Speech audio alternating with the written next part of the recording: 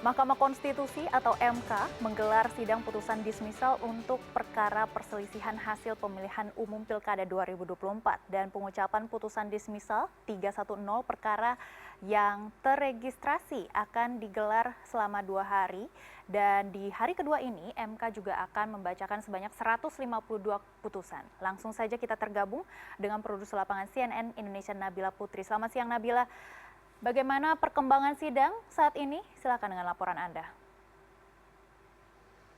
Ya, selamat siang Megi. Saat ini kami tengah menunggu dimulainya sesi kedua dari pelaksanaan sidang dismisal sengketa Pilkada 2024.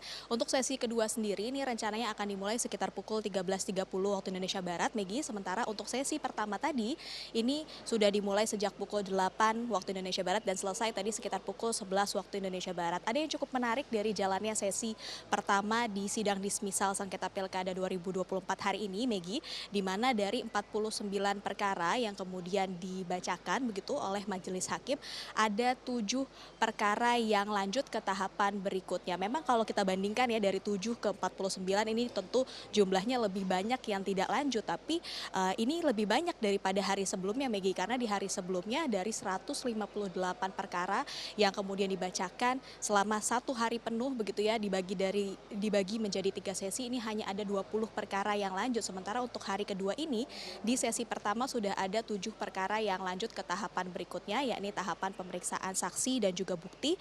Dan dari 7 perkara yang lanjut tersebut diantaranya ini 2 di tingkatan provinsi, Megi, ada Provinsi Papua dan juga Provinsi Papua Pegunungan. Sementara 5 lainnya ini di tingkatan kabupaten, diantaranya ada Mandailing Natal, Povendigul, Jayapura, Puncak, dan juga Puncak Jaya. Untuk 7 perkara yang diputus untuk lanjut ke tahapan berikutnya dibacakan oleh majelis hakim tadi, ini diberikan waktu untuk menyiapkan saksi-saksi dan juga bukti. Untuk tingkat provinsi dibatasi maksimal 6 orang saksi begitu, dan untuk tingkat kabupaten kota ini dibatasi maksimal 4 orang saksi. Dan sidang lanjutan sendiri ini akan berlangsung di kisaran tanggal 7 sampai dengan 17 Februari 2025. Tadi disampaikan oleh majelis hakim para pemohon yang masih berperkara dan juga masih lanjut begitu ya, menunggu informasi selanjutnya dari panitera. Sementara untuk yang diputus tidak dapat lanjut begitu ya, ini artinya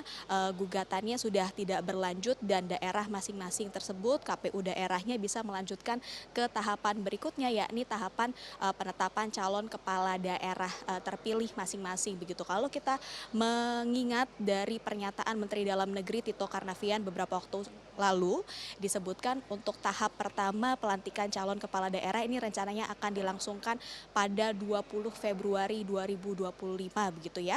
Dan ini memang ada sejumlah tanggal yang kemarin sempat disebutkan, tanggal 6 Februari, kemudian yang terbaru ini tanggal 20 Februari karena memang sidang putusan dismisal ataupun putusan sela dari Mahkamah Konstitusi ini digelar lebih awal dari jadwal seharusnya begitu, Megi. Direncanakan sidang dismisal ini baru akan berlangsung perkiraannya pertengahan Februari, tapi nyatanya ini maju dilaksanakan selama 2 hari. Ini adalah hari kedua, dilaksanakan sejak kemarin tanggal 4, kemudian berlanjut untuk tanggal 5 Februari 2025 ini dengan ada sekitar 152 perkara yang akan dibacakan oleh majelis hakim. Sementara untuk hari pertama kemarin, sejumlah daerah yang menjadi sorotan seperti Sumatera Utara dan juga Jawa Timur ini sudah dibacakan putusannya, di mana permohonan untuk daerah-daerah tersebut ini ditolak, artinya tidak dapat melanjutkan ke tahapan berikutnya untuk pemeriksaan saksi dan bukti, sehingga tahapan berikutnya dari pemilihan gubernur di Provinsi Jawa Timur, di Sumatera Utara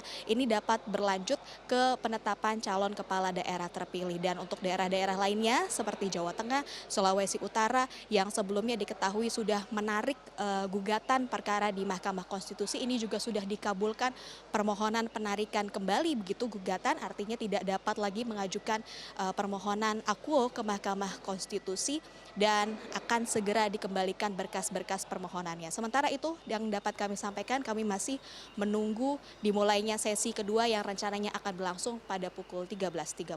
Kembali ke studio, Becky. Baik, kami akan terus memantau perkembangan 310 perkara dari Mahkamah Konstitusi. Terima kasih Nabila Putri atas laporan Anda, selamat bertugas kembali.